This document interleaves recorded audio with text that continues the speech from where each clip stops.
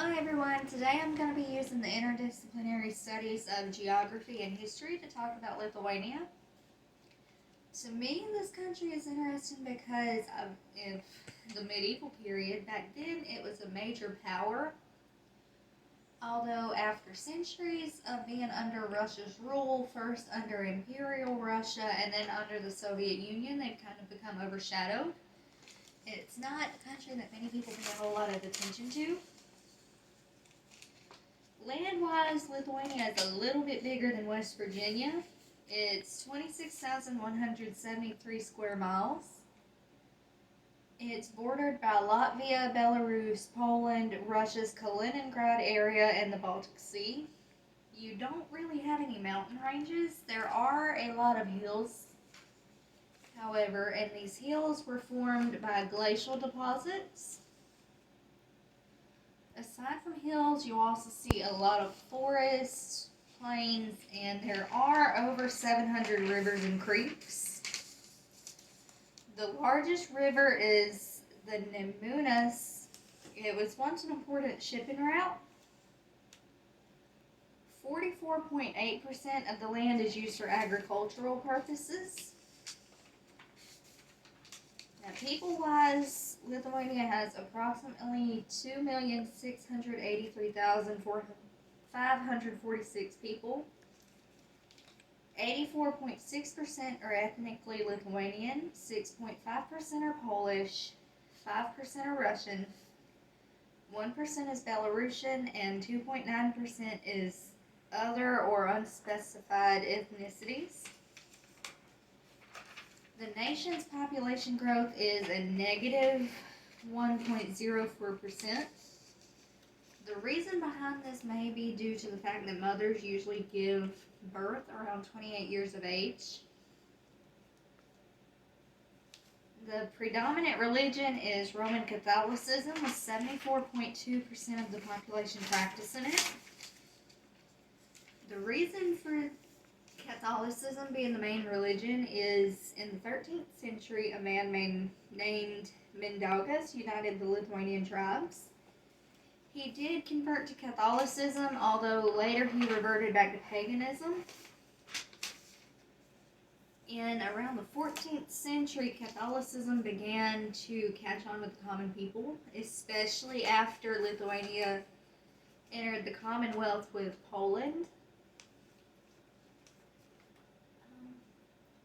And once under the Soviet Union, religion was actually discouraged.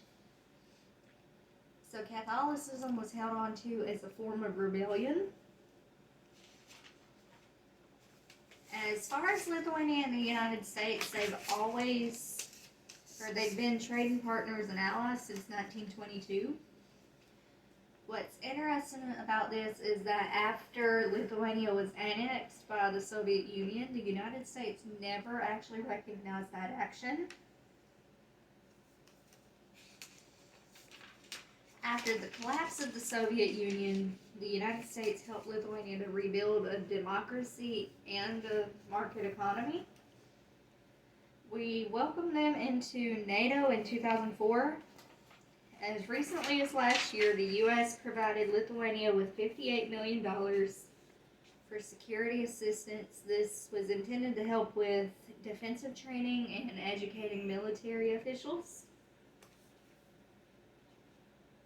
Tourism accounts for 2.2% of Lithuania's GDP. As of 2020, the country was visited by about 2 million tourists. Some places to visit would include the Old Town in Vilnius.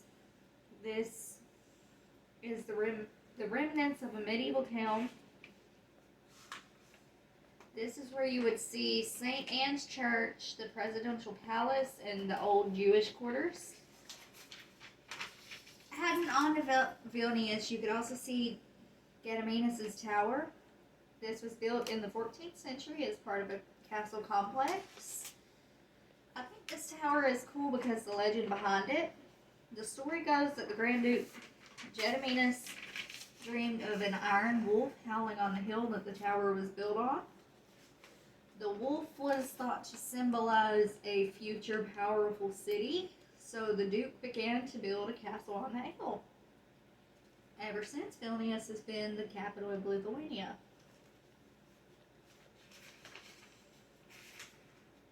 Another place you could visit would be Grutas Park. The park is where you would find some statues and memorials left over from the Soviet period.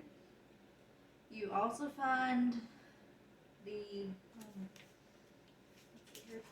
you also find models of the prison camps. The prison camps were called gulags. Who would be sent was anyone with any sort of foreign contact. You would